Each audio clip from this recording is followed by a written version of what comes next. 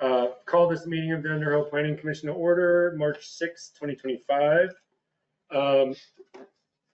First, I'd like to welcome Jens and thank him for attending our meeting. Second, does anyone have any changes to the agenda? Is there any public comment? Public? Okay. That takes us to discussion, quite a long discussion actually, of prioritizing natural resources for additional protection. Larry has put all these great materials together, so I think I'm going to be quiet and immediately hand it over to you, Larry, if you don't mind. Don't mind. Okay, so Jens Polka has joined us online, presented at the end of January a great slide deck with lots of explanation and background information about summarizing the work of the natural resources inventory that was done in Underhill with assistance from Arrowwood Environmental. And the last time we had a little bit of a go-round at our last meeting about what members sort of make of that information, what kind of initial reactions and thoughts they had about some next steps. And so tonight, Brian and I put this item on the agenda to take that little bit of brainstorming we did a couple steps further. So one of the handouts that I prepared, which looks like this thing with a green bar near the top, was an attempt to sort of simplify from my relatively unschooled perspective, what are the kinds of things that are, which of the natural resource topics that are in the inventory are already sort of live in a regulatory framework within the Underhill land use regulations, and what might be some opportunities if we want to strengthen those protections just strictly within the context of the actual text of the land use regulations, the standards that we have. If we wanted to strengthen them further, as indicated, might be a good idea for the inventory, from the inventory, how we might do that, like specifically what could change. And I found at least 2 or 3 places where I thought that could, it was a matter of just fairly minor revisions to the wording of the rules that we have. We also discussed briefly last time using what Jericho has, which is a natural resource overlay zoning district, which is another regulatory tool that could be a vehicle to advance the ones that I highlighted, as well as some additional areas that could be improved. So what I hope would come out of tonight is you'll see that the far right column of that chart is blank. And what I hoped we might do would be, having had a chance to look at it beforehand, to sort of go through line by line on that chart and get a sense of the group. You know, is this something you think is a priority to improve? You know, what would be kind of like, you maybe think of it as like a number 1, number 2, number 3 priority from your perspective, if you had to choose. Not that we have to choose, but it would be good to understand, you know, what's the sense of the group as far as which are the most important natural resources to create further protection for at this time, and which ones might we deprioritize or de-emphasize for regulatory changes. So that was my thought. It may not be the best thought, and I know that Jens is on tonight partly because he wanted a chance to amplify and illustrate and maybe make some suggestions beyond what my very primitive chart does here. Do you think, Larry and group, that it makes sense for sort of turn the floor over to Jens for a few minutes so he can share his thoughts? Sure, man. Do you mind, Jens? I don't mind. I don't have anything prepared. I was here. Sandy had asked me to come just to answer questions, so I'm happy to play that supportive role. You know, I do think that the items that are in the primary conservation area are really the most sensitive and the most vulnerable and need the highest level of attention. But I'm also worried about the sort of pattern in Underhill with respect to connectivity and force blocks and connectors. And that really, so in terms of the forest, end up in the secondary, and the connectivity winds up in the primary. But I'm totally available for questions and happy to answer anything that comes up. Okay. Well, working within the framework Larry gave us, maybe just on the table. Roy, did you? And you're first. Roy, did you? Well, I have a question about I have questions about each one of these. Okay. So it seems to me like maybe we should just start at the top and Let's work do it. our way down through. So I guess the first question I have is, how do you, for rare and endangered species habitat, I mean, that's an ongoing exploration, right? You're constantly finding rare and endangered species that are in a certain place. Is that how that goes? I think we need some information on that. Has anybody looked at the Vermont Rare and Endangered and Threatened Species list? No, Do you know how it works? I don't. All right. The species that is rare in Vermont can be thriving just outside the border or everywhere else in the country. But Vermont has it listed as rare. There are 200 and some odd listings, basically. So these are not really rare species. Vermont has determined that they're rare in Vermont. One of them is, I just did a little blurb from the list, is the jack pine. So the jack pine is rare and threatened in Vermont. Vermont classifies that as threatened. That means it has to be protected. That's it's one of Canada's most common trees, actually. In Michigan, it's a weed tree. Yeah, it is around the in other areas where it's supposed to where it thrives. Basically, this just shows its habitat, shaded areas. It's all over the place, but Vermont has it as threatened. So, I think we have to take a whole lot of this with a grain of salt, a big grain of salt, when we start thinking about regulating and causing property owners inconvenience and also inability to use their property. That some of this stuff is, I would say, extreme. So with that, I'll just let it go around the table. Okay. Yeah, I don't have an opinion on it. I just don't have the knowledge to make an opinion. So, Do you want to keep working through your questions? well, the next Roy, question. I'm sure a lot of I just people wanna have the add to same what question. David Jens has his said, hand up too. not all of those species are regionally abundant. So it's a case-by-case basis on the species that are on that rare, threatened, endangered species list. We're also looking at habitats. So, that comes later. I have a question on wetlands. Do you want to, are we? Does anyone else have a question in the first category? Yes. Oh, Jens, sorry. yeah. Yes, please go, Jens.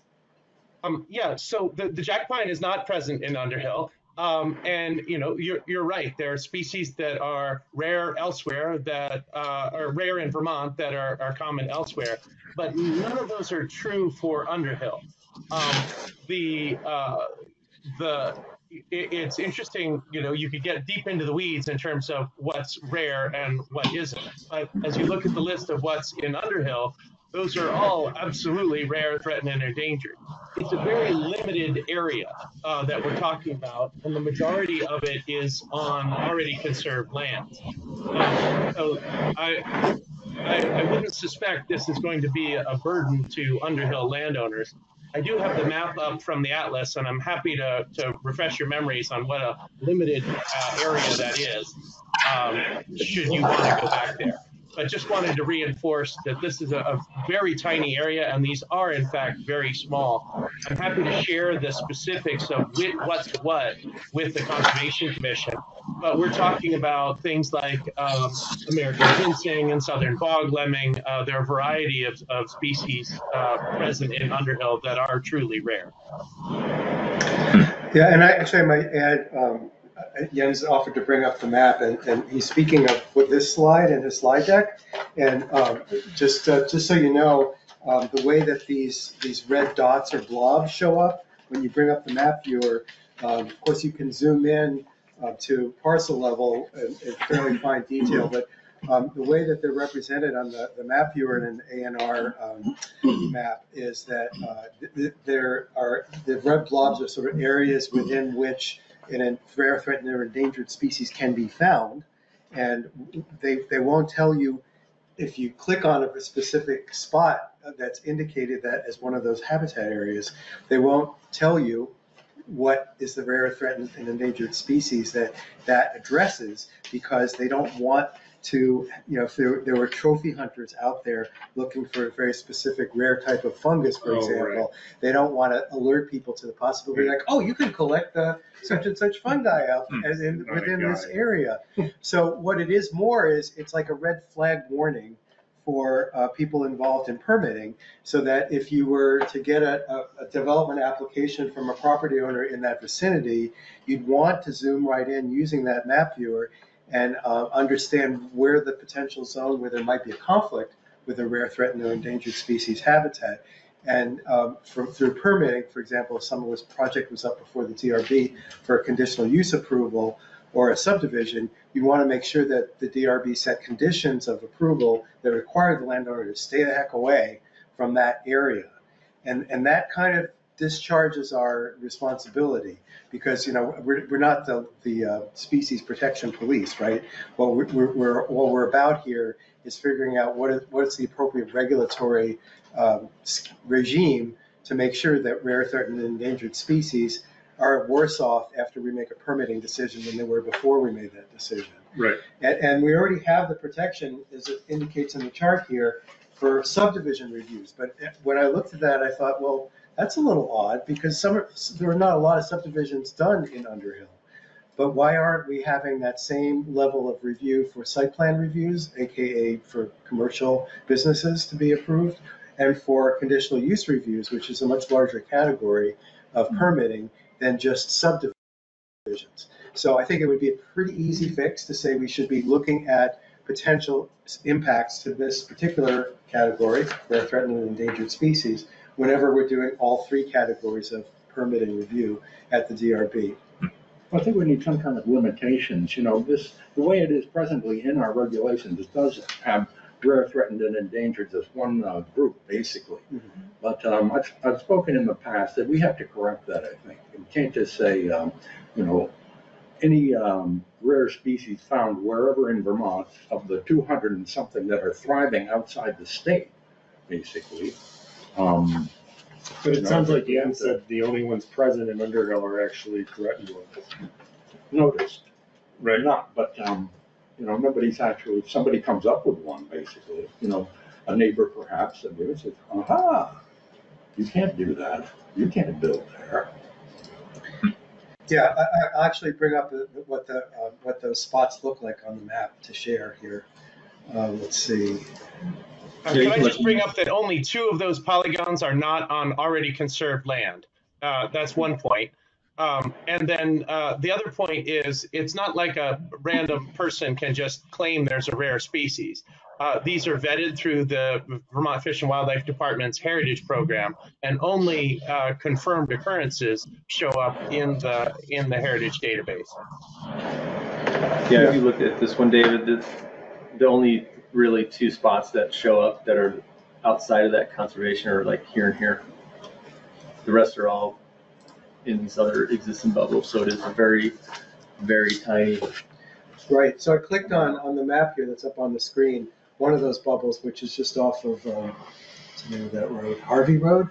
And it's a pretty big piece of land. That's probably research one. It's owned by UVM. Yeah. Okay.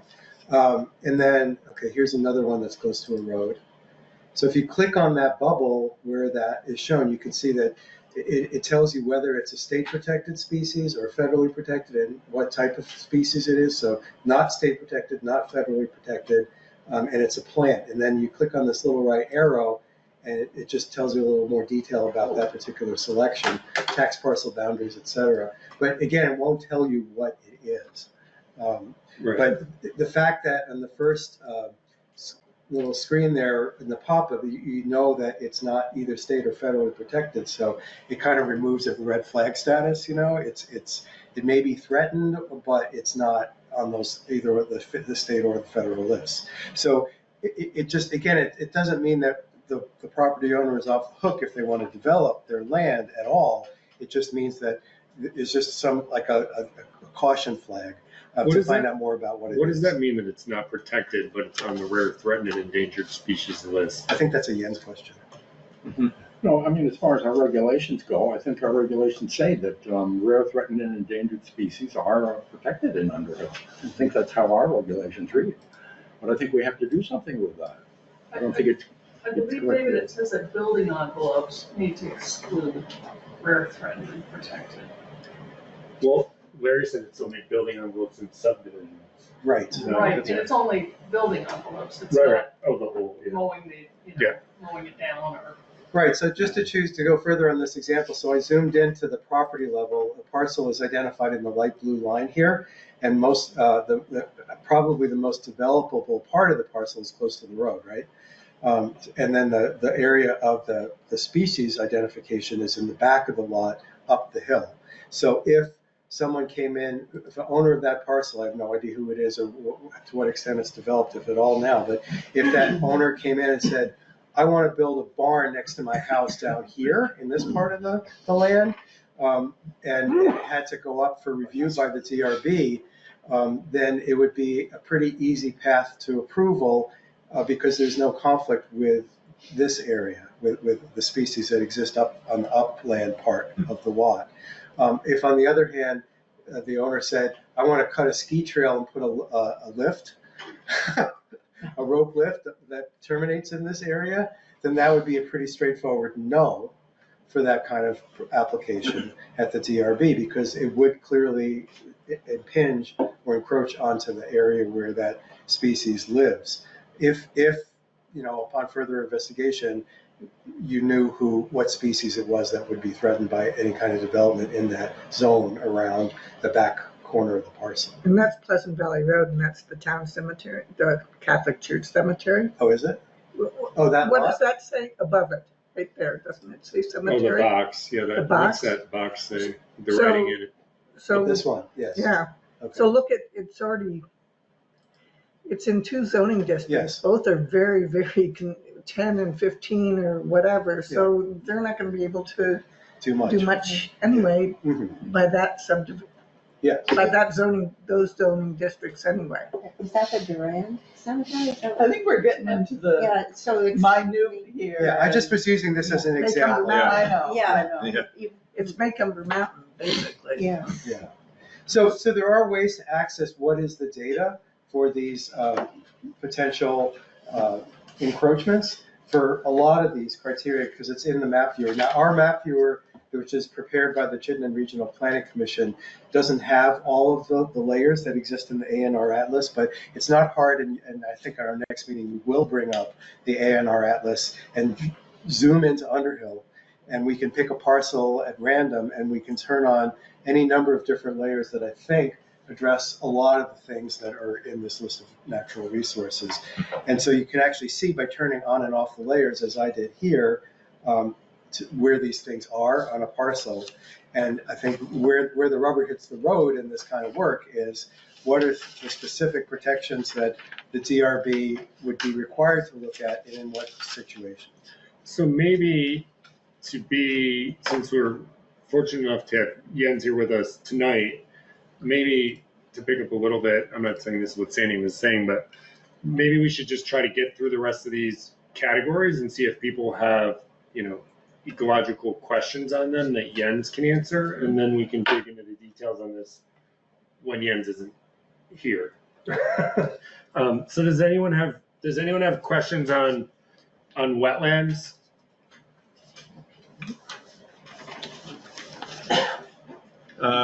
So I guess I have one question, just to clarify something.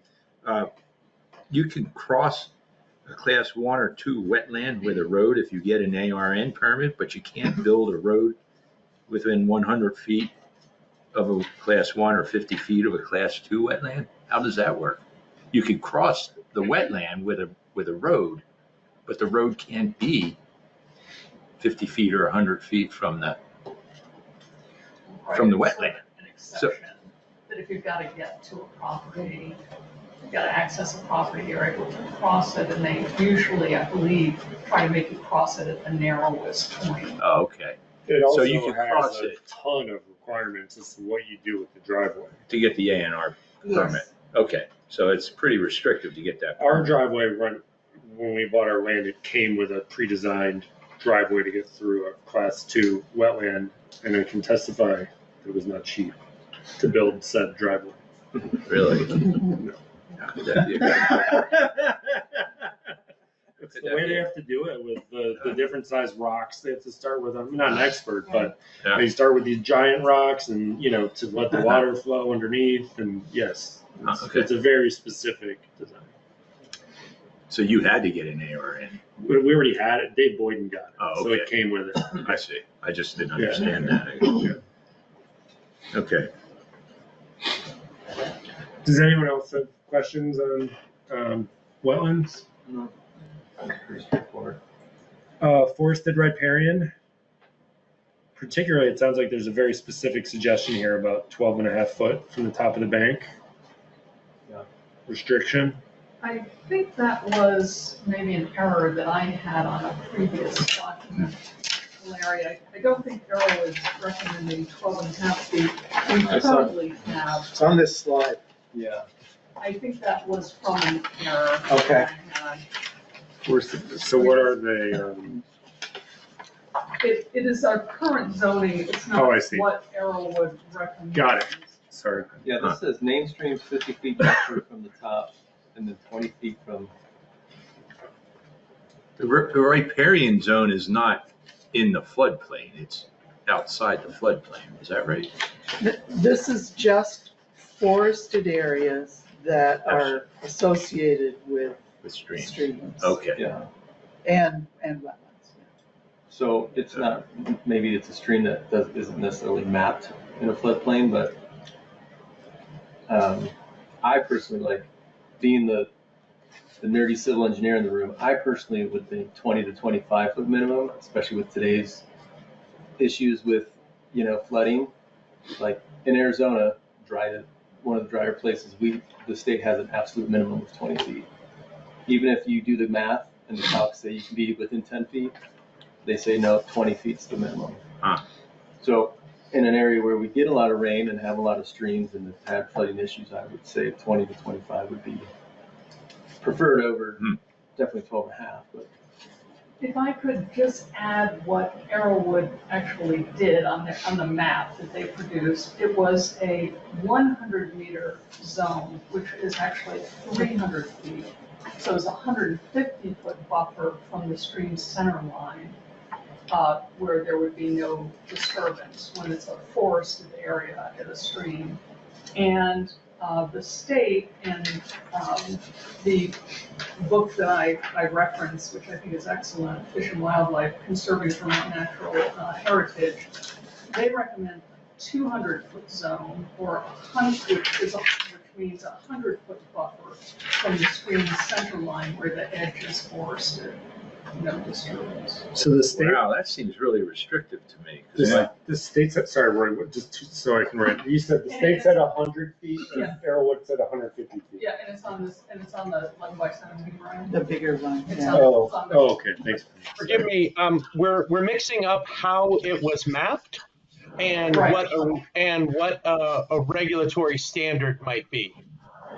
So what Penny just said is how Arrowwood actually defined what a forested riparian area is was 100 meters. Was 100 meters on both sides of the stream. That's how they mapped that. And so if there's a big forested area and there's a stream running through it, they drew a straight line on both sides of the stream, 100 meters on each side. And so that's how they designated it. that's different than recommending a regulatory standard. Oh, so it's just the definition. Except we are following their map is the issue there, so. What do you mean by that? We have the maps that were produced, and on the map, it has the riparian area as was mapped by Arrowwood. Oh. So it's, if we wanted to change the map to represent our zoning Oh, I see what you're saying. We'd have regulations, to it would remap be it. different, Yeah. But we need to figure that out because that will be next, right? The map needs to necessarily match Our own the regulations regs. rather than, Yeah. And so what you said, Penny, is in the A&R book, they're suggesting 100 feet from the stream center. Jens, I believe it's page 69 is where I got it from, that they're recommending a 200-foot zone, which is a 100-foot buffer from stream center line where the edge is forested. That's why I put the page numbers in there so I could double check this.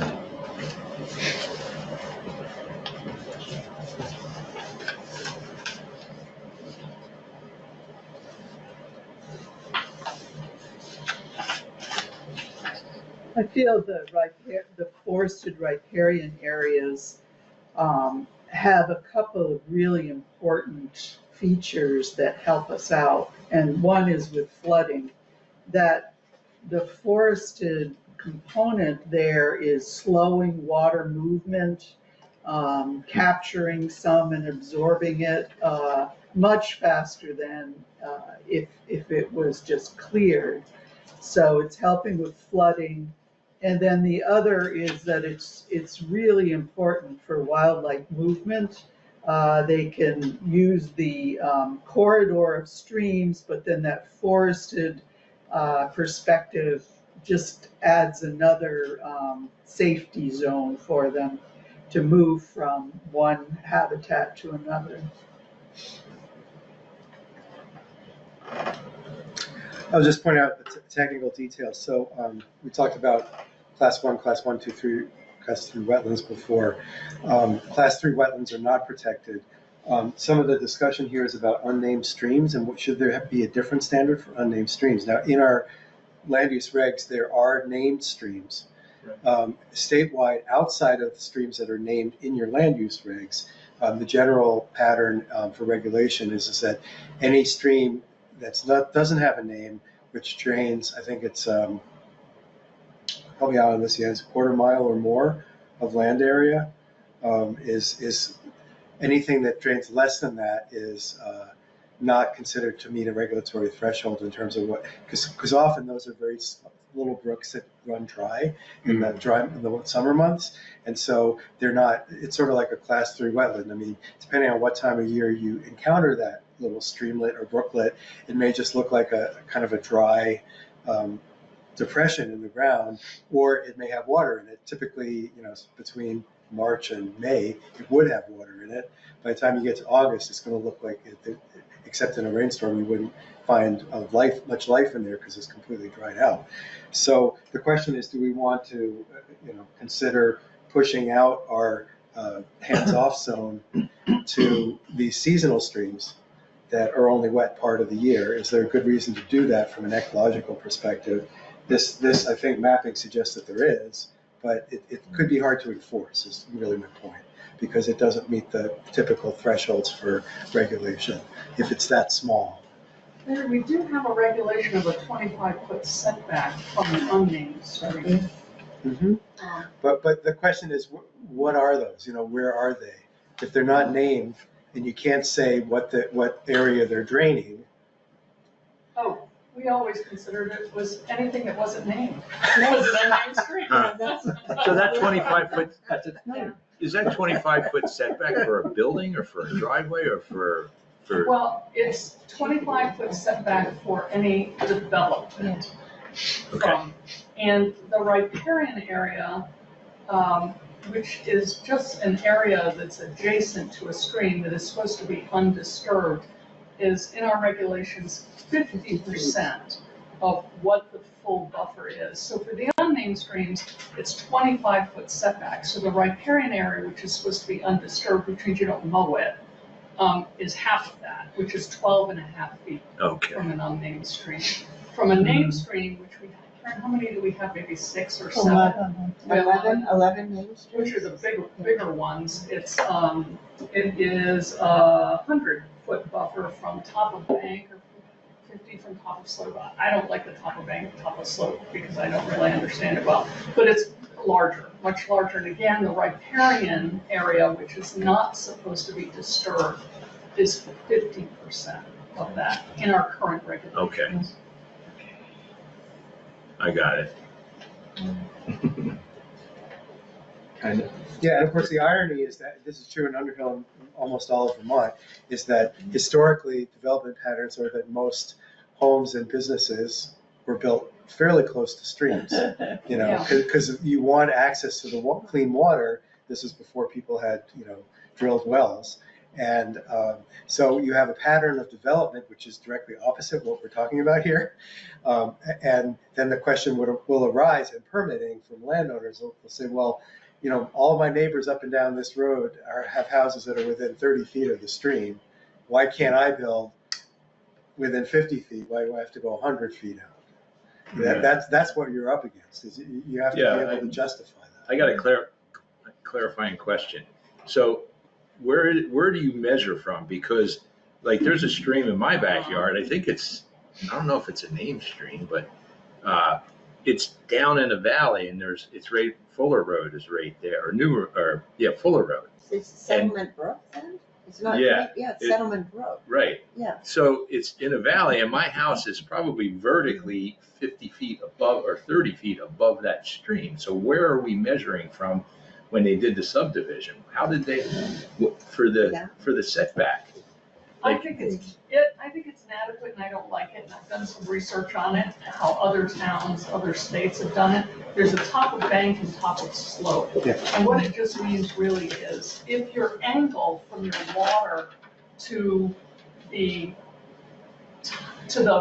land that is more horizontal next to the stream is a certain amount, then it's either considered a top of a bank or a top of a slope. And I think that the idea is that if it's a sharp top of bank, if the water rises, it might not get fully to the top. We're all in So trouble then if you it can gets be a that. little bit closer, but if it's a lower slope, it may spread out more when there's more water, so then you have to set back further. I think it's the idea, but we don't define it well in our regs. We have a diagram, but we don't use slope percentages Yeah. like Is that our- other Yeah. states do, That's not right? our- That's very inadequate. Yeah, that's in our. And I think it's actually reversed. I think it's the wrong thing. I think It's labeled wrong. I think it's labeled wrong, right? So that needs to be worked out in the zoning regulations, planning. Yeah, that was on your list. Yeah, that's on the list. Yeah, okay. Yeah, I feel like what Jeff said earlier to start off this discussion was right on point. You know, we live in a time when it's in everyone's interest to require bigger floodplains to allow rivers to do what they need to do in a flood stage without damaging property. So I think we can agree that's the goal, the regulatory goal. But how you look at streams and how you come up with clear definitions that are not going to be a problem in permitting is a whole other matter. And I think with named streams that have defined banks and setbacks, it's a little more clear, but I'm a little leery of going into the territory of unnamed streams, especially ones that are seasonal in nature, because, you know, what you're going to have is property owners, you know, saying, well, the zoning administrator told me I can't build any closer than 100 feet to this unnamed stream, but here's a couple pictures of it taken in August. There's no water in it. And so you're telling me I can't build near something where there's really no stream most of the year, and that's a hard thing to counteract, you know. And if that property owner were denied a permit on that basis, you know, they could appeal that and take it to environmental court and say, here's proof that it's not a stream most of the year. And the town would be kind of at a loss to defend that. So- Although I think the operative would be most of the year, because some of the year, Yeah. it probably floods. Yes, I'm just noticing up where I live, there are some unnamed streams that eventually flow into Millbrook. yes. And it used to be that they were dry in the summer. They're not dry now, most of the time. I mean, they're not dry, actually. So I think it's getting wetter And Larry, for our area. I think it's also, it's not only flood resilience, but it's wildlife connectivity. Mhm. The streams are considered that, so the whole point of the forested riparian area is to give animals a corridor to travel through and not develop. That's another aspect. Mhm. But should it be 100 feet or should it be 50 feet? Something like that. Or a little less than. Well, we distinguish between the full setback and the non-disturbed setback regulations. And I think maybe, if it's okay, David, let's get into those details in the next time we go through it, and we start to really, Just a question. I'm just trying to take advantage of Jens being here, which, does anyone have any questions on upland natural communities? Any confusion around any ecological aspect of that? It sounds like there aren't a lot of additional restrictions proposed. Well, No. that, again, that was my take. It maybe not be right or wrong, but I do think it's important to recognize, and here's the map that was presented in the slide. These are all pretty well conserved, no development allowed areas, because they're Right. high elevation areas, anything over 1,500 feet. You can't build anything except a telecom tower. Right. And so, I mean, that's pretty clear protection that we already have. So I don't think it's a good use of our time to talk about stronger protections. And telecom, by the way, telecom regulation is addressed extensively in the Underhill land use regs. It's totally in the hands of the state now, and states and the feds. But the town has nothing to say about telecom, locating telecom facilities. Those decisions are made in Montpelier and in Washington. So, we tackled this in Charlotte when I worked there, and what we ended up saying was, unless the state fails to renew its jurisdiction over siting telecom facilities and licensing them, the town has no rules. We did have some rules, but it was more about making sure that telecom operators had insurance that if the tower fell over in a high wind, that they would have coverage for any damage that was done to property owners in the town. I thought there was an article like within the last year about some town fighting a telecom tower and they ended up not putting it up. Enosburg, yeah. Yeah. Yeah. But that was for unrelated reasons. Yes. Okay. That takes us to wildlife connectivity. Does anyone have any questions on that? If I could just add Yep. one thing to the upland natural Yep. communities.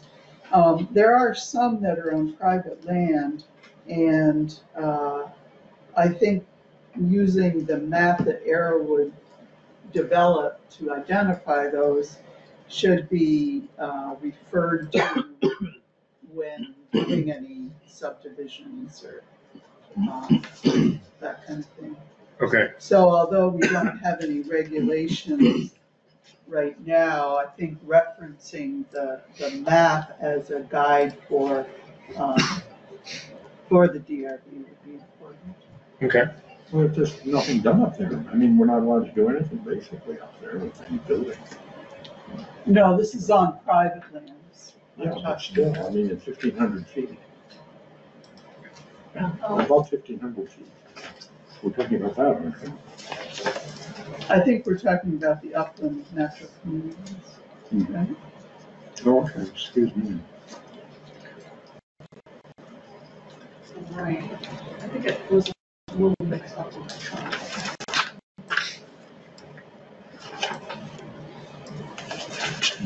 I think upland natural communities just means distinguishes it from wetlands natural communities. So it's just any place above the wetlands or upland natural communities, not just above 1,500 feet. Okay. Right, and it actually is a lot of communities that are wetland communities, but there are other ones like lowland spruce fir forest or dry oak, white pine forest. There are just a few of those. Okay. Does anyone have any connections? Does anyone have any questions on wildlife connectivity? This feels like one of the bigger ones to me when we get into it. It's definitely, I know this, What do it's you do been, with it? yeah, what you do with it, I know Yeah. that like everyone flags it as like one of the most important things. So I'm sure we'll devil's in the details there as we get into it. Vernal pools, anyone have any questions on vernal pools?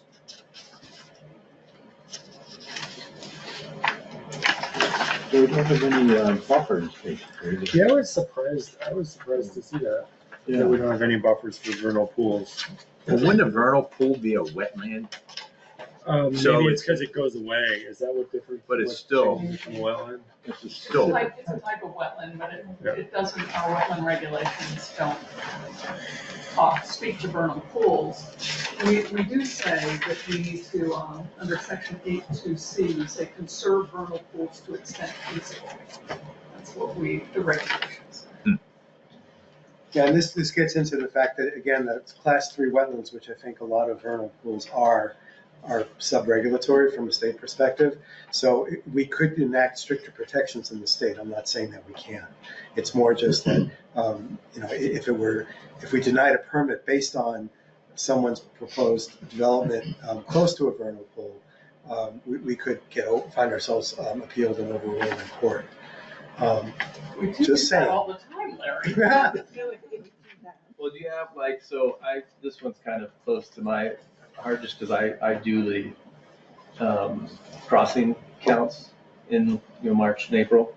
And, like Vermont Atlas has pretty good data on where all this stuff is. There's actually an interactive map that shows where the most recorded crossings are, where there's actually been data done. So, I mean, I guess we can intertwine the two, like our maps, and see if, I know for a fact, like there are none mapped in Underhill. Doesn't mean they're not there. It just means nobody's actually gone out and done the counts. Like the ones I do are in Bolton because I know they're there. But What are you mapping? Huh? What are you following? so when the animals wake up and go to the pools to breed, like in the next Salamanders, frogs. Salamanders, frogs, toads, yeah. Salamanders, the Jefferson So, salamanders. people those go kind of out and things. like literally count them as they cross. There's known places where they cross roads. Road Yeah. counts. Yeah. Okay. So- They were doing that in Underhill. I know They my were, kids were doing yeah. it for. Yeah, we there's didn't have places, them. but they're not on the map, so they're not like heavily documented. Yeah. Like I'm saying, and they're everywhere. Most of us just don't know because it's not mapped. But I'm saying if we know where these are, maybe we put more, get more people to volunteer to get time and effort to see if they really are worth, preserving a certain boundary around. Like some of the pools might not even be active pools; they might just be there. Yeah. So then it's a non-issue. Well, we should look at that and see if there's something we want to do with it. Yeah, vernal pools are really cool. I mean, we have one on our property. It's awesome. Yeah, this is, I brought up the BioFinder, the ANR BioFinder, and the little blue dots are the location of the mapped vernal pools in the ANR BioFinder database. Seems like there's fairly few of them. Arrowwood had mapped More of them. more. Okay. But there's a whole process that you go through to get on this map, and I think it also has to do with whether the landowner says you can put it on a map. Right. Okay. I mean, a good example is that we had some folks from a place down in Norwich, Vermont. It's Vermont Center for Ecological Studies, is that what it is? And they came up and we found a wet area that seemed like it was a vernal pool, and the landowner agreed that we could come and look, and we found the critical, or he did, the critical number of the species that are there that says if they have the Jefferson, the spotted, the fairy shrimp, and some other things, that's a vernal pool. And the landowner agreed, and I think it's on the map now, agreed to put it on the map. But it's not, they're not necessarily there to be seen because they're on private property a lot of the time. That's the issue. That's the best way to work, the cooperation with the landowner. I'm sure a lot of people in Henry react that way also. Yeah, I mean, I put out a thing in Front Porch a few years ago, asking people like if they had, and there was a guy on Poker Hills like, oh yeah, we got one, come on down and, check it out. So. All right. Anyone on rivers and streams or lands above 1,500 feet with questions?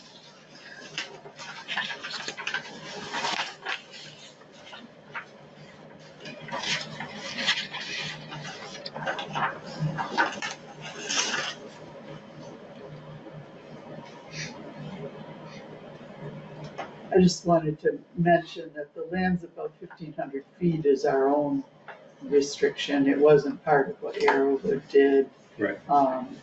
And although it does have ecological, whatever that word is, it's important. It wasn't something that was designated as such. Right. Any questions on the secondary conservation resources? Yeah, I was just interested, it's very graphic presentation here in the slide deck of this topic, successional habitats. Where is it? I think it's in bright orange in the slide. Mm-hmm. And it's most of town. It's everything but roads and streams, basically. And to me, that's, here it is. I think it's probably not very practical to talk about barring development in most of town. I think I calculated by one measure, 96% of the land area of the town would fall into this category. So I think it's probably worth as a public outreach and education project to tell people more about successional habitats and to make sure that landowners are aware of their values, that it's not just scrub that you can burn or cut down and try to turn it into cultivated lawn at will, but maybe there are some habitat values in protecting shrub habitat. I don't think you. Sorry, Larry, I think you mixed that up. I apologize. Early successional habitats are in what you pointed to is the entirety of the secondary conservation areas. So that's all of the secondaries, all of the secondary area put together. And so that includes all of your forested area. The early successional habitats are really just your open land that where you have a younger forest mix. And because Vermont's forests are overwhelmingly the same age, the younger forests and older forests take on a heightened ecological importance as we attempt to make our forests more diverse. So the early successional habitats are much smaller area than that. You're right, the entirety of the secondary area does take up a lot of area, but please recall, when we talked about this, we suggested a much lower regulatory standard for those secondary conservation areas. Yeah, that was a mistake. It's this slide that I should have been referring to. And I think my point when I looked at this was that it's this slide shows a lot of the delineated area is actually very close to roads, and that's where people live for the most part in town. So we should be conscious of the fact that if we were to enact a strict regulatory standard for successional habitats, that there would probably be a lot of pushback from property owners because these are the most developable portions of properties for most landowners in Unreal. That was it. Okay. From my perspective, everything in the secondary conservation was intended to highlight where these are and to develop some management recommendations that might help landowners conserve them, but not necessarily impose any regulations on these secondary areas. So, yeah, I think we're kind of in keeping with what you were saying, Larry. But something that's valuable to know where they are, and the Conservation Commission can help connect landowners with best management practices. Okay. Just from a time perspective, it feels like what we should do, thinking out loud, is next meeting, maybe we take half of the meeting. Can we just cover the? Oh, yeah, go ahead, sorry. Yeah, sorry, I didn't mean to miss that. Yeah, go ahead. I think one of the more confusing areas is this, the last page, the vernal pool, the secondary conservation area, which I think gets at what you were talking about, Jeff, which is you have the vernal pool, but a lot of those amphibians don't stay right there. They're coming from up in the forest or across the brook or whatever. So protecting that other habitat is what this one is about. That's kind of, how I interpret it, 600-foot movement zone. So that's like they get out and they, because in the lakes or midsummer they go back up. I mean, in the summer my yard is like, before I cut the grass, I literally have the kid like walk in front of my mower just to get the frogs and stuff to like leave. That's a great use. Yeah. Well, that's it. I stopped mowing because I was so upset that I ran over. In the way back, I don't do it at a certain point, but like near the house where it's lawn, I have to do it, otherwise then I got tick issues, so. But yeah, so it's hard to say like where the boundary is because they could be miles, But I guess having something like a minimum at least gets you an awareness. And the other thing, I wanted to get back to what you said last time, Roy, which was, what do we do about forest fragmentation? And are there things on here that are the most important ones that we can protect for that? And I think while Jens is here, that's a good question for him. Yeah, thanks, Sandy.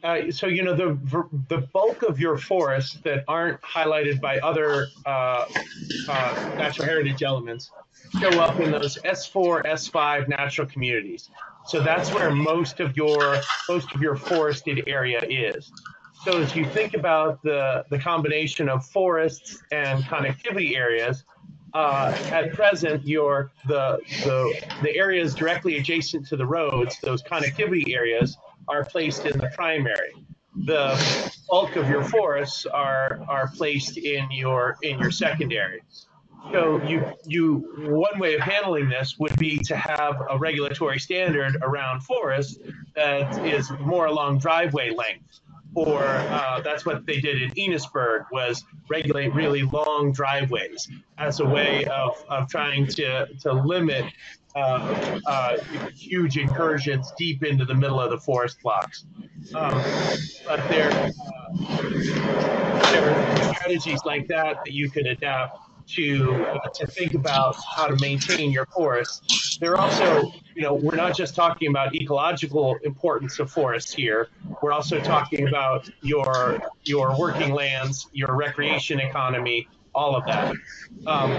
So having some ability to maintain forest cover strikes me as really in the town's best interest.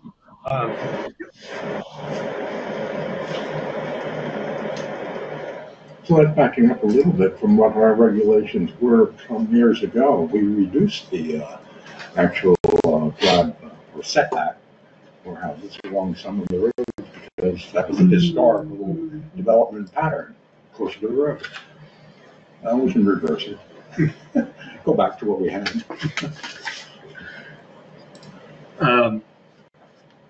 anyone else on anything on this sheet for now? I think from a timing perspective, what we should do, subject to people feeling differently, would be for the next meeting, it sounds like maybe we take 45 minutes or an hour, Larry, and do mapping, like learning how to use the maps. Yeah.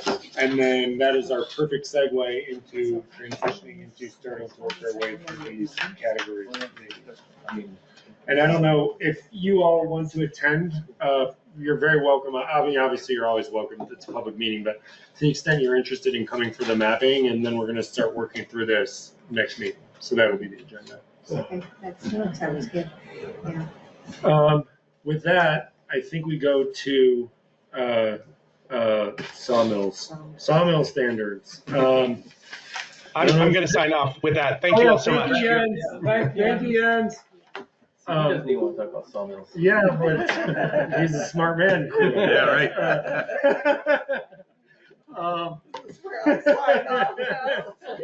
I'm out of here. Penny, this is just a question. Should we be part of this conversation? Because we will, that sawmill standard will come up in our PRB meetings. Yeah, you should be if you don't mind. I'm not sure. This is great, Larry. Like, it's even better than the last version. Thank you. Yeah. I thought, I'm sure everyone read it.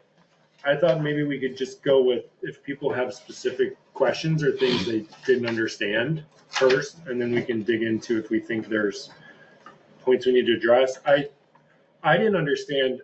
I might be the only one here, but I'll kick it off. I didn't 100% understand where you were going with the difference between sawmill and wood processing facility, Larry. I read them a couple of times. I was like, I'm obviously not the sharpest knife in the drawer. I don't totally understand the difference between these two things. Yeah. The same question. Okay. Short answer is that we don't have any sawmills in Underhill now. Yeah. And just picture in your head as you drive by Lamell Lumber in Essex. Oh, so you're mean a mass. I mean a commercial operation that's probably permanent in nature, where there's buildings and massive machinery, and the owner has made an investment to have a industrial scale sawmill operation for the long haul. We don't have any in Underhill now. It doesn't mean that our regulations shouldn't address the possibility that someone might want to create one. And if you read 7 Days this week, the issue just out yesterday, they talked about right. it. It was a huge article. Yeah, huge article. I haven't read it yet, but it's about the dearth of real sawmill capacity in Vermont and how that's becoming a limiting factor in the thriving sustainable forestry industry here. So what I had in mind in separating the two, right now we have a sawmill standard, but it's a little vague. Yeah. We have a definition. It's flawed. And then last time Roy reminded me, I think that we have the intent here in terms of having clear regulations is to address more like functional wood processing operations, including portable sawmills, and not like sawmills, like not industrial scale permanent facilities. So it's interesting. We need to do something with that definition of sawmill because Bart and David both, it sounds like. Yeah, but Also- I didn't see a clear distinction. Once you say it, I Yes. totally get it. Yeah. But there's something about I don't have a suggestion. I have to think about it. But like, yes, when you're like, yeah, like the place in Jericho. Or if you say like Got it. a commercial, a Yeah. permanent commercial facility, like Mhm. versus, where you say portable in the wood processing. So to maybe just really say like permanent commercial business facility. You could say permanent. Yep. Yeah, that might do it. What do you think about that, I don't know. David? I have to think about it. Are the temporary ones that move around, are they actually called, do people call them sawmills? Those wood miser type sawmill? Yeah, I would call it a sawmill. Yeah. This seems to be a open Yeah. question. It's a very generic word around here. It seems to get thrown around for a whole lot. I mean, like, I feel like a chainsaw could be called a sawmill Yeah. in some people's yards, but It's like, definitely not a term of art we can rely on. Yeah. Like, we need to like be very clear about what we're saying because people seem to like yeah. one person's sawmill is another person's Yeah. whatever. Yeah. Chainsaw. Yeah. Okay. It's sort of a fixed facility, right? Yeah. Maybe permanent, not. Or, yeah, whatever, yeah. Yeah, I see where once Larry said it, like I said, it was super obvious. Well, of course, yeah, there's structures, but I didn't figure that out on my own. Yeah, and the important sort of underlying issue here is that, I mean, yes, the definitions need to be really clear, but I think wood processing is a better sort of generic term to describe things that would be a problem. Now, both a permanent sawmill and a portable sawmill operation have a fairly similar profile in terms of noise and potential impact on neighbors and on the neighborhood. So there are strong similarities, and what I'm suggesting here is that both need to be subject to conditional use review and approval, because that process creates the requirement that the DRB have a public hearing, and it gives neighbors a chance to weigh in, and it forces the property owner who wants to start something like this to kind of put their cards on the table and be able to discuss in an intelligent way what are the noise impacts going to be given the distances from residences and perhaps other sensitive things like daycare facilities or schools and whatnot. So, those issues would be discussed in a conditional use review, thoroughly vetted. And if the DRB felt like, maybe a portable sawmill operation might be compatible on this piece of property, but rather than locating it near the road where it's convenient for the sawmill operator, maybe it needs to be 200 yards away in the woods up a long dirt road where it would be much farther away from the closest residence, then that's maybe gets at a more responsible condition under which such a thing could operate without making the neighbors crazy. A distinguishing characteristic might be the footprint of the equipment that's being used.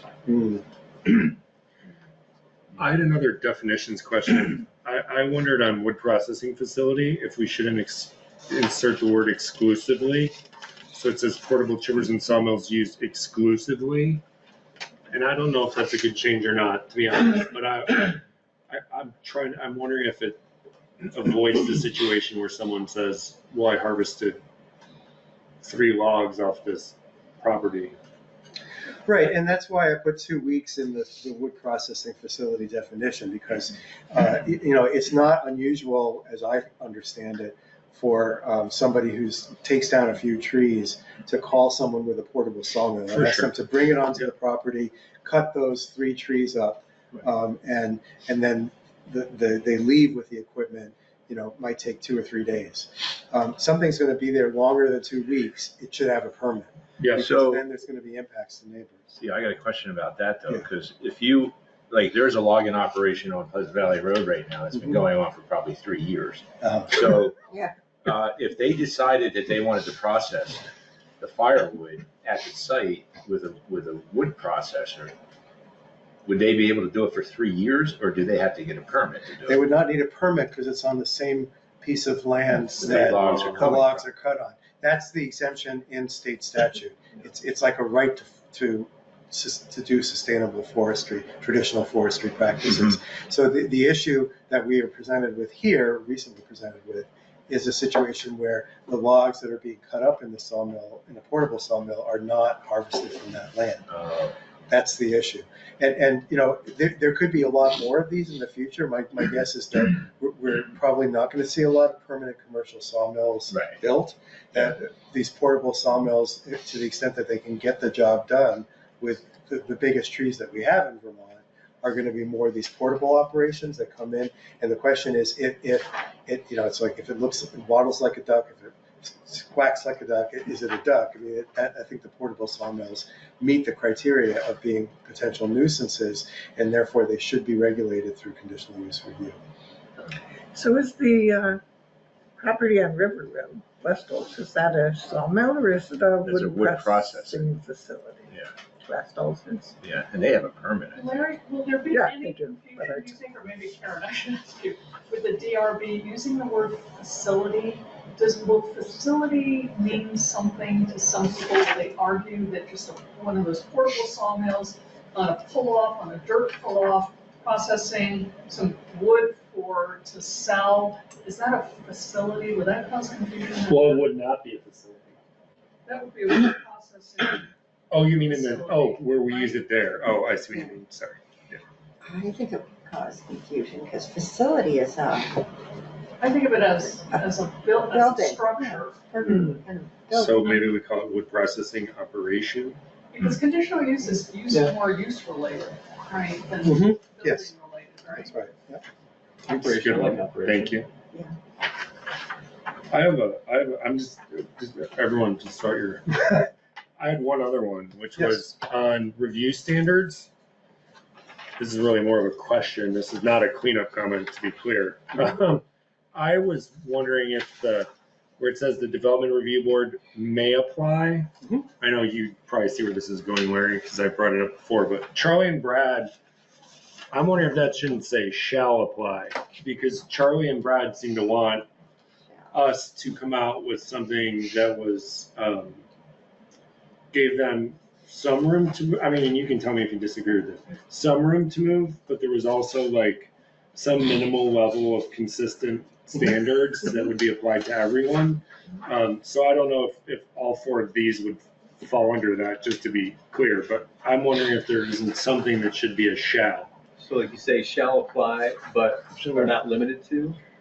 Well, yeah, I didn't even think about doing the wordsmithing that would do it, but it's like, You used to be an attorney, you should know. I agree, but, you know, like, I thought of it because of number one, Yeah. specifically like a minimum setback distance, or, they shall restrict the hours and days of operation, like, it's not up to them whether or not to do it, we're saying that like, you're gonna have hours around your operation, no matter what it is. Yes. What additional screening Yes. though, Brian? Yeah, that gets harder, Penny, I agree. But That's why I thought- Yeah, it's screening, Not- yeah, that's something I think shouldn't be there. Well, that's why I specifically said like all four, I'm not saying, maybe there's a shall and then a may, Yeah, like other ones are may, like they can do this if they want, but like, But it actually says these or a modified standard or set conditions, but so. if you may, that means you also don't have to do any of it. You could say, yeah, we're not doing anything. I know, what I'm saying is you could say shall and then Oh, I see what you're modify saying. these, yeah.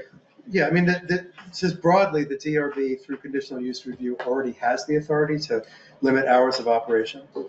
They already have the authority to set a different setback, a larger setback. But what I'm trying to do here, and maybe, I'm sure this needs some tweaking. So this is a great discussion. But what I'm trying to do here is, to give Penny what she asked for, which is for the DRB to have some specific standards that, recognize that portable sawmill, shall we say, is a different beast than a lot of other potential commercial uses, because it's loud, it's noisy, it creates sawdust, it creates traffic impacts, and if it's close to a residence, it would be a problem. So, I think this is trying to suggest here some directions for standards. The DRB is still going to have to exercise discretionary judgment in each instance of it, because, it might be that there's a big hill in between the nearest residence and where the portable sawmill is running that actually screens out a lot of the sound, at least in the summertime. That would be a mitigating factor they would take into consideration. Yeah. right, I think what we clearly need to, correct me if I'm wrong, Karen, what we clearly need or would prefer is to have it clearly whether something is permitted or not permitted. So the definitions, just exactly what you've done, Larry, so making that clear, and then the conditions of the approval, there is some wiggle room there. Mm-hmm. Yes. Yeah, and then the last clause on the bottom, section E, enforcement. I mean, that is, it's just recapping something that appears elsewhere, but it does say specifically that the nuisance, it is subject to the nuisance ordinance, these kinds of operations, and to the performance standards, because I guess in the recent controversy, there was some question about whether a use like the portable sawmill was subject to enforcement, because I think the property owner claimed that it was exempt under state forestry laws. And, so part of this whole effort here is to really clearly state that a commercial wood processing facility, which is not processing wood on the land where the trees were harvested, is not entitled to the exemption from municipal permitting, and that the town can apply its zoning bylaw, and in this case, its nuisance ordinance, and enforce those things to these kinds of operations. On the screening, it just Is this something everybody would be comfortable with? My observations about screening is usually it's uglier than whatever is there generally, and they generally are falling down, they're not being maintained. They're the cheapest type of material that you go into them. I don't think screening is a good idea, actually. Okay. I don't know how others feel about that. Do most people agree with David about I don't screening? know, Do I guess people it have depends on what views? you define. I mean, if you clarify what the minimum construction type is for the screening, I guess it's not a problem. But if you, I guess, yeah, generically saying screening, it could be, snow fence, right? But if you say screening that's built of whatever materials, minimum 8 feet tall, something like that, then those people are forced to do that specific, and then it's not messy looking, hopefully. Right, I mean, there's some commercial uses that people just don't want to look at, right? Junkyard. So it's not unusual for towns to require, a minimum 8-foot fence around salvage yards, automobile salvage yards, that screen what's inside them from views of neighbors, especially if people are living close by. It doesn't stop that the cars may be leaking toxic fluids into the watershed, but at least they don't want people have to look at it, right? So I think your point is well taken. Depending on what it is and how it works, it may not really perform a valuable function. It definitely feels like you need room to move on that one, because the neighbors might not want it either. Nobody might want it. Right? Yeah. And I think we've always been more specific on the few times we've required screening. It can be conifers, or, Living and things. fencing, we have said a certain type or a certain height before. And I think the screening in this case was more about trying to prevent noise, some barrier related to that. Although it's I don't know. pretty nasty to look at, Yeah. Mm-hmm. some of those houses. So do you just want more definitive explanation of screening, or what? Or none at all? I think of it too, like we're talking about this now, but 10, 15, 20 years, most of us are not going to be sitting here. So somebody else is going to have to pick this up and try to figure out how to interpret what our intentions were, right? I guess screening is the most vague one to me, is the best answer I could give to that. The other three feel like they're very So do we have precise. Screening seems like it's a bit vague. So if we intend it to be intentionally vague and kind of kick it over to the DRB, I guess I don't have any opposition to that, because the DRB can figure it out with the neighbors and the operator, but it definitely shouldn't be mandatory, because maybe no one wants it. That's worded well. I mean, from a DRB point of view, that's Well, I mean, it That's depends fine on with the me. circumstance. Yeah. Larry, can you, once you finish this, can Yeah. you just Sawmill, explain this to me? Yeah. Are you saying the conditional use is going to be deleted from water conservation? I don't believe sawmills are conditionally allowed anyway in Mount Mansfield screening. Right now, they're not. So the the rubric that I use when I'm showing you draft regulations is anything that's in red and crossed out is proposed to be deleted from the current language of the ordinance, and then stuff that's blue underlined is proposed to be added. So changing it from a prohibited to a conditional use in those three districts. I was going to go to that next. So do you think, now that you've separated them as two separate entities, that Sawmill, specifically the commercial fixed thing, would also go to conditional use for those three, or would that still stay kind of how it is in the book? And then this wood processing is more conditional use across the bottom of the town. I don't know. I mean, I just feel like what the issue we're dealing with as a town right now with the wood processing facility, being allowed there to actually do like what you're talking about, the thing in Essex in the Mount Mansfield Scenic Preserve, I think is going to like set that whole street on fire. So maybe that line is just X's all the way across. And then wood processing facility is like, how you have it. That's my thought. I agree with Jeff. Now that we know what the commercial facility we're talking about is, like, I I can't imagine many residents of Underhill would be like, Wanna go yes, let's Lamell put that lumber next in door there. to me, please. So how you have it, how Sawmill is The road goes right up. in the regs is great, and then, There. yeah, the second line, how you have it, I think is. Well, I got a question about Well, the sawmill thing in that you could have a small sawmill. You could, like a friend of mine has a portable sawmill. He lives in Jericho. I don't think he has a permit for it, but But you use a key word there, portable. Portable. So he would yeah, but he fall under doesn't wood move. processing operation. He had to move it. He has to pick it up with his forklift and put it on a What trailer. sounds like we need to tighten up the definition of what the commercial facility we're referring to. It's like a is. size issue. It's like one of those little wood misers that could cut something that's. I think we're all talking about the same thing, but we don't have the definition. Yeah. Quite right. Like no one wants that thing in Essex. Here. Right. And, But if somebody wanted to, who has a farm and 100-acre farm and they want to buy a portable sawmill to mill some wood up for their neighbors or whatever, I don't have a problem with that. Well, I think that would be wood processing operation. We just need to get the definitions right. But If it's it's a true sawmill, wouldn't it have to have an Act 250 permit? I don't think Because they have to sawmills, do- yeah, I don't think generically they do. I think it depends on the size of the land and the scale of the operations. But, you know, like, you look at the Essex regulations, which I have available and can print out if anybody wants to see them. You know, they were, when they wrote their rules, they were dealing with an existing operation. And so they wrote the rules to accommodate that operation so it wouldn't become illegal when the zoning bylaw was adopted. You know, another example that comes to mind, probably most of us have been past it, is there's a very large sawmill outside the village of Bristol, right? Oh, yeah. And again, that was there when the town adopted the zoning bylaws.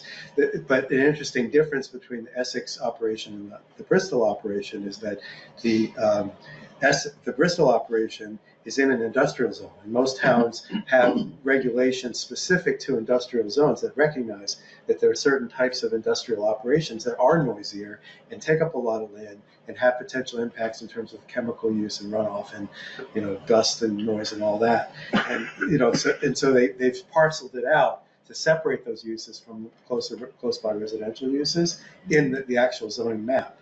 Essex didn't have that luxury because the Lamell operation is basically in the middle of some residential subdivisions that were permitted after the sawmill went in.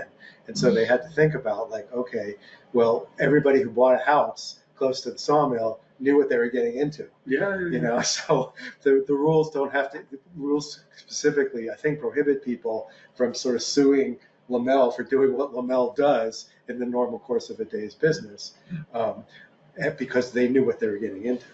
But we have the luxury now, you know, we don't have any commercial sawmills, so we can talk about if it were to happen in Underhill, where would it be appropriate to go? And I think what we have here saying it can only be along Route 15 and only through conditional use is a standard, and if we're saying now that we want it to not be allowed anywhere else in town, that's okay too.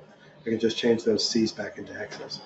It's just a draft. Is anyone opposed to just straight out banning the giant commercial operation in all the districts? Well, I don't know, because Do we get taxes? Yeah, Are we getting taxes from that? Sure. We don't have a sawmill. Is that what you mean? Like the thing, like I'm specifically mean the giant. Yeah, a commercial Yeah, sawmill, yeah. yeah. have to define it by its. Well, we'd have it, we would just have it Sawmill on River only Road is pretty here if there was such a size space. sawmill. Yeah. But it's not, that's not. So it's feasible. That's a wood. That's a wood processing operation. I the thought footprint. they said, Yeah, I mean, it follows this. Oh, all of them. just this line item, this line item would be the new added, You know that? we don't have this line in our No. table yet, so this would be. Go beyond these four The Route opportunities here. 15. Yeah, but that's a wood And that would processing be operation. That's where the this language guy. here is so weird, right? Like It's important to get it. I want to use I'm picking up on what Jeff said, which I personally happen to agree with. But for me, the thing on River Road is a wood processing operation. We're not even Right. talking about that. What we're talking about is if, by the way, no one's doing this in my personal opinion. If someone wanted to come and open a Lamell in Underhill, Like the old Green Mountain Line. right, where would that be allowed? That's the hypothetical that I think we're talking about. Yeah. That's what I'm interpreting as. My point was that the Water Conservation District is supposed to be protecting the drinking water for Underhill Flats and Jericho. So I don't think opening a sawmill there is a good idea. So I was gonna nix that, and Jeff is nixing the Mount Mansfield one. And if you think the Soil and Water Conservation District, I mean, that's uphill, right? So what kind of sawmill are you gonna put up in, I mean, all the wood has to go uphill. I just wanted to leave that line as it is currently in our table. Okay. All X's is here. So these are all as they were. I think I agree with Yeah. that. And then now with this new line, we still have 4 opportunities for pretty much 95% of what people are wanting to do in Underhill. Well, 100% as far as we know. 100%. I mean, we're talking Today, there, yes, we're yes. talking about a hypothetical. Right. We're gonna have. Yeah, and there still could potentially be a giant Lamel on Route 15 somewhere if the land became available. Yeah, and typically, you know, from a business perspective, if you were going to invest in building a permanent sawmill facility, you would want to do it where the wood is, right? You want to build it in proximity to active tracts that are being managed for lumber harvesting. And we do have those in Underhill. You know, we have those north, we have those south, we have those east. And a lot of it is protected and a lot of it's less accessible. But if there was going to be one, it would be, you know, in proximity to where there's tracts of forest that could be harvested, partially harvested in a sustainable way to reduce the transportation costs and the hauling that's involved. But I think you're right. I think it's very unlikely someone's going to build a new Lamel lumber in Underhill.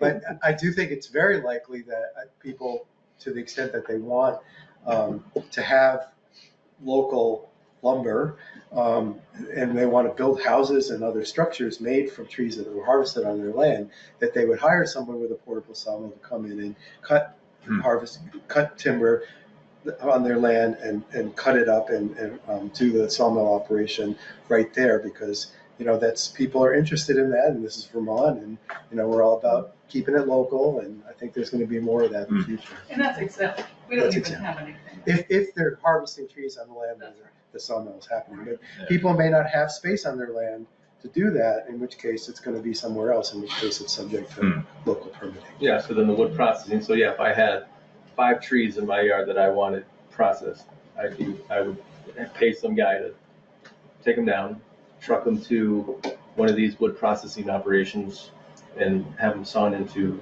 lumber, because that place is permitted to do it.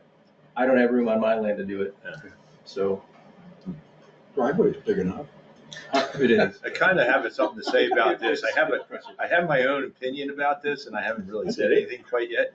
But like I buy lumber when I was working. I would buy loads of lumber from a place in Fletcher that started out as a small sawmill. OSF.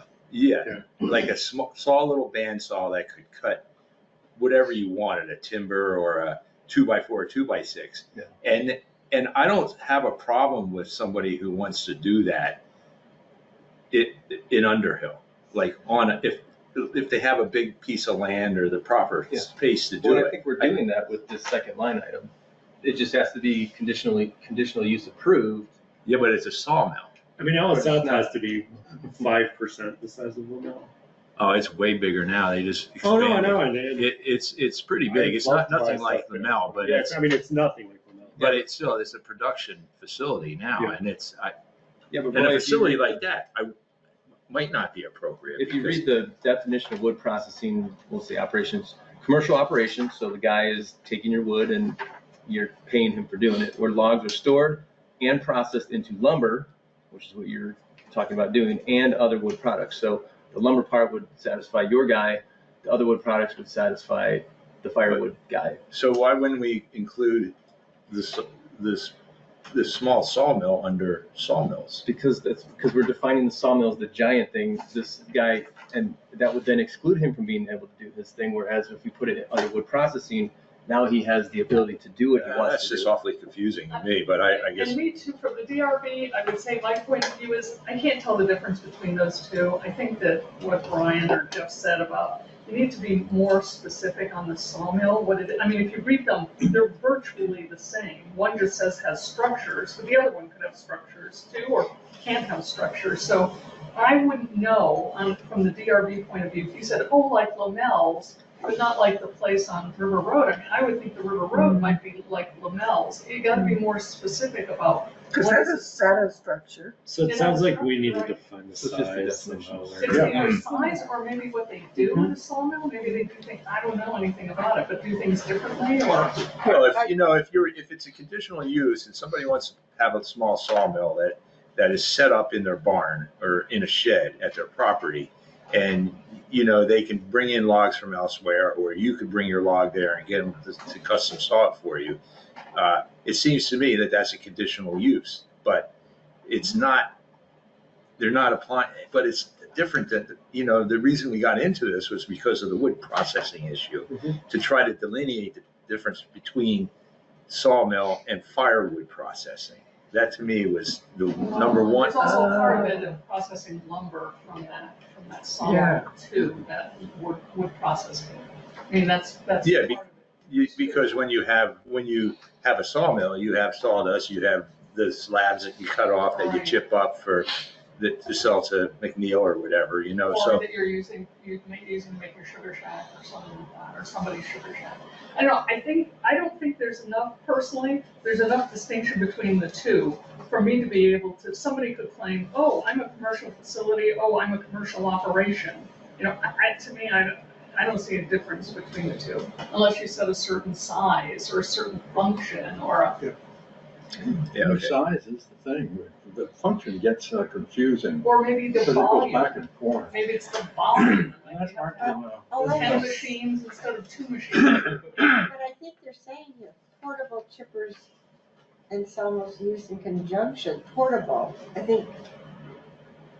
No, they're excluded, so it says Oh. portable But we chippers did talk about are excluded. number of cords, maybe talk about number of cords or something, I don't know, we just have to Yeah. throw more crap at it. Do you want to do you feel like you have the feedback to take a I crack do, at that? yeah, this is helpful, very helpful feedback, thank you. And I can look into adding size and perhaps more definition to these two competing definitions so that they're really clearly separated in intent. Part of how I think about this as a professional is, sawmills would be treated differently in regulation because you would require site plan review as you would with any other business startup. You have to make sure that the layout of how it is set up on the land is done appropriately with respect to things like runoff control, parking, circulation, lighting, et cetera.